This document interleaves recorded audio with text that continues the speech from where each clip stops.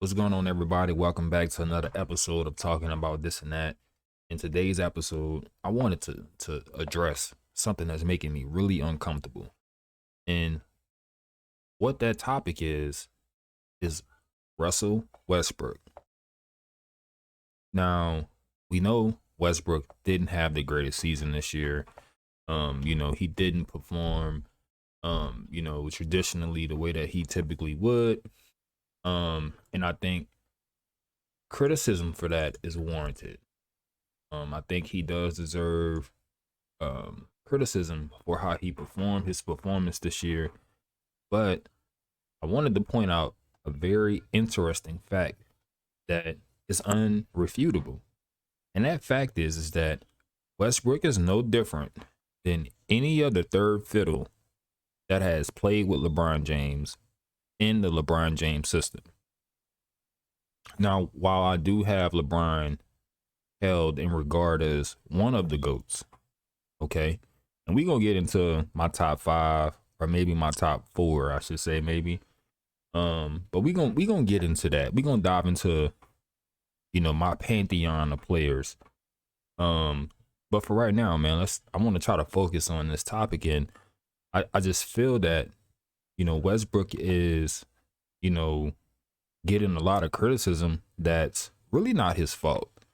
I think, turnovers, missed layups, those type of things, his actions on the court, he has to take some responsibility for those actions. And I don't agree or disagree with anyone that, criticizes Westbrook's, his play. I really don't. I think that certain criticism is fair. Okay. My issue is this. There's a lot of talk about trading rumors or bashing, Westbrook's place in history, being a top 75 greatest player of all time. And what I wanted people to, and I just want to throw this out there because I think it's something that needs to be discussed. I think it needs to be pointed out. Westbrook, Westbrook, Kevin Love, and Chris Bosh, right? They were all third fiddles on LeBron James led teams, right? You have Kyrie Irving, Dwayne Wade, and Anthony Davis. Those are your second fiddles, right? And one thing I think is also interesting is that Kyrie Irving, Dwayne Wade, and Anthony Davis, out of those three players, Dwayne Wade was the healthiest of the three, I would say. I think that eventually Dwayne Wade did succumb to some injuries and some health issues. Kyrie Irving also sustained a knee fracture, if I remember correctly. And then we see Anthony Davis and what he's dealing with. So, pretty interesting dynamics that are very similar in a lot of cases with those three groups. But yeah, Westbrook isn't doing anything as far as his averages. Westbrook actually averaged around the same, this season as he has other seasons statistically, looking at his numbers statistically, So I mean, Westbrook was somewhat Westbrook, but I think that it wasn't a great fit, obviously, which a lot of people discuss going into the season. But of course, you're thinking that, I mean, you get three top 75 players together, you're gonna make some noise. And it just didn't work out for the Lakers, and there's nothing wrong with that. But I just feel like, man, it's unfair how Westbrook is being treated when, the consistency is there.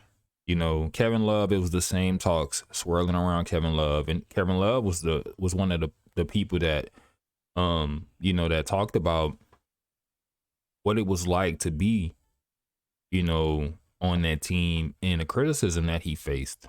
A lot of the losses that Miami, Cleveland, and the Lakers, the responsibility of those losses really falls on whoever that third fiddle is.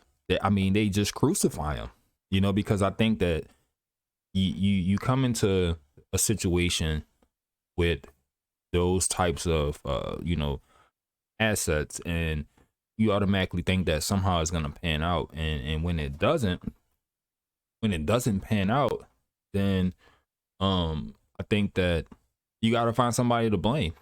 The coach and whoever that third wheel is, that third fiddle, they out of there. And that's just been the consistency of, how things have gone. And if they don't get rid of the coach, or the player, they face a ton of criticism. And I just feel like it's unfair. Because I think that what Westbrook experienced was no different than what Chris Bosh experienced and what Kevin Love experienced. So you have to ask yourself the question. And, we talking about a variety of different coaches that I feel they were under the tutelage of as well. But you have to ask yourself the question, what is it about the way those teams play that puts the Kevin Loves and the Chris Boshes and the Russell Westbrooks in those situations, right? Where they're not able to perform at the same level that they would on their, own led teams, because I think you have to look at touches as well, right? Westbrook needs the ball. So out of those groups, he was the worst fit, right? Amongst the groups that we mentioned. Chris Bosh and Kevin Love, I think they were able to get theirs in other ways. Rebounding, transition, even jump shots, right? And I would say Chris Bosh is a better jump shooter than Westbrook. We know Kevin Love is, and it's just judging based on, what we saw. But you almost had more faith that Chris Bosh would knock down a jump shot, more faith in him knocking down that shot than Westbrook. So it's just the dynamics didn't work. But no matter who the third fiddle is, when they don't win or if they don't play well, they're going to get the bulk of the blame. And it's just how the ball rolls, right? If you're the second option, you're going to get more touches. It's just that simple. You're going to get more touches.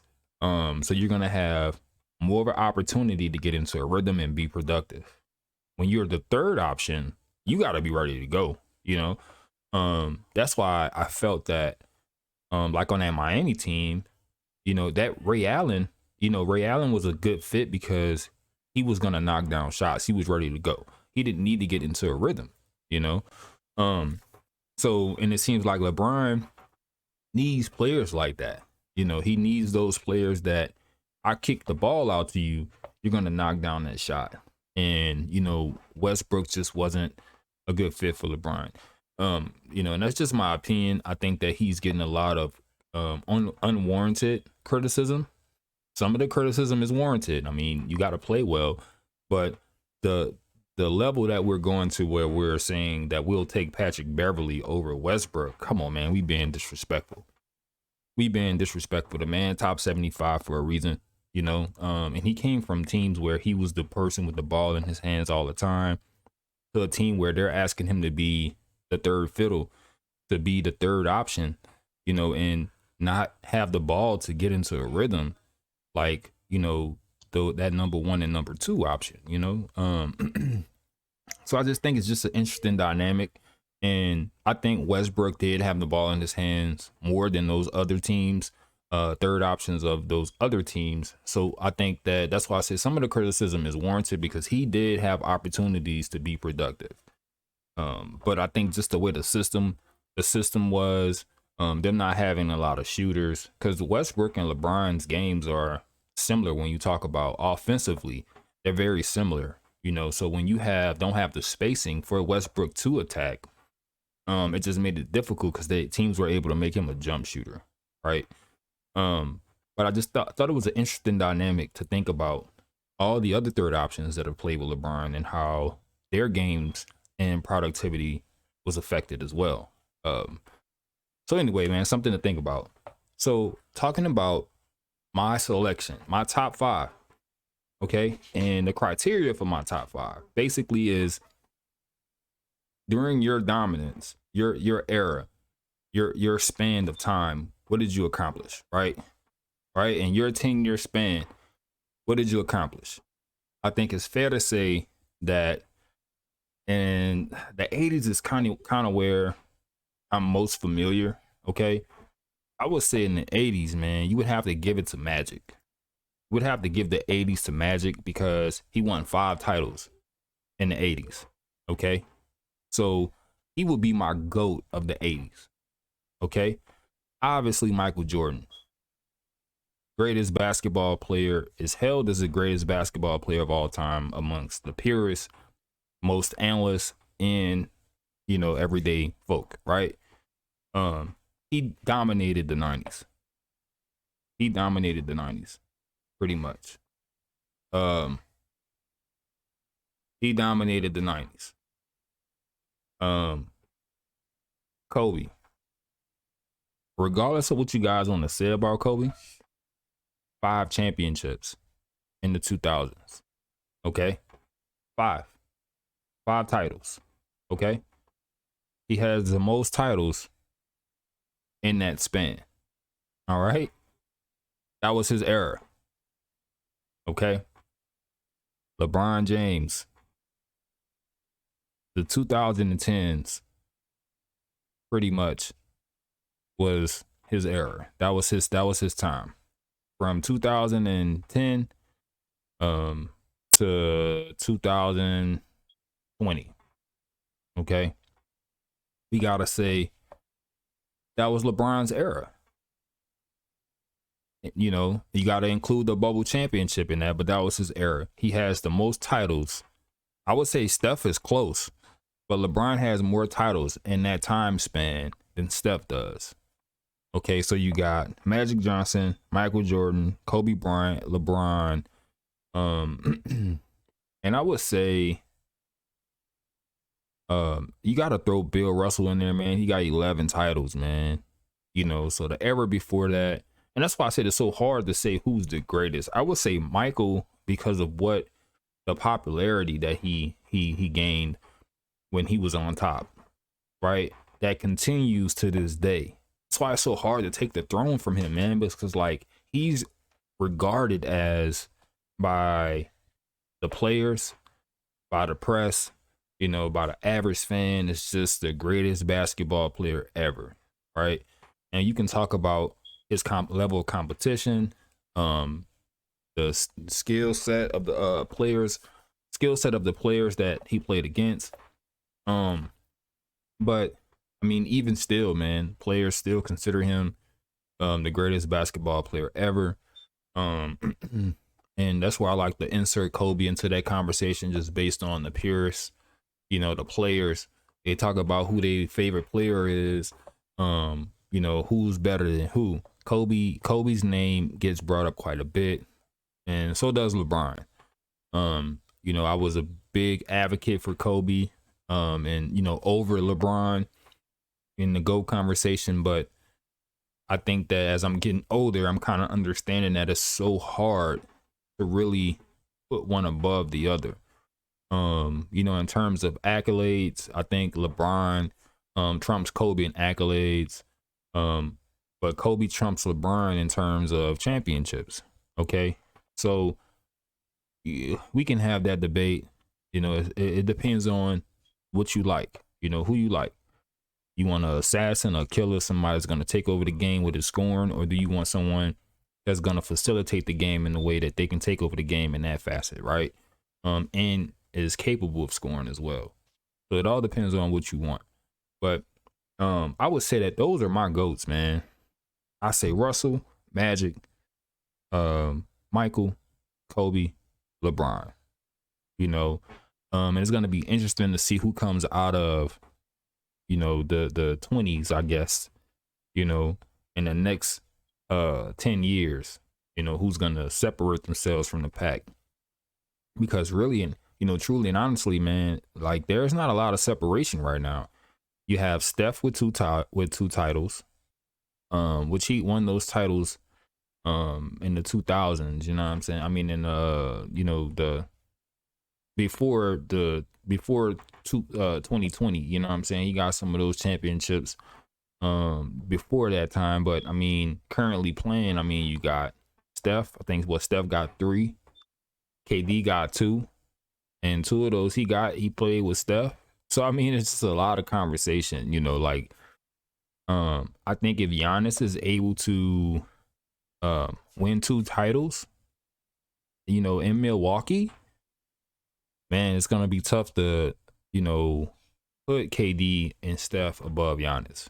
Although you want to, many of us want to, but what Giannis is, you know, what he's able to do,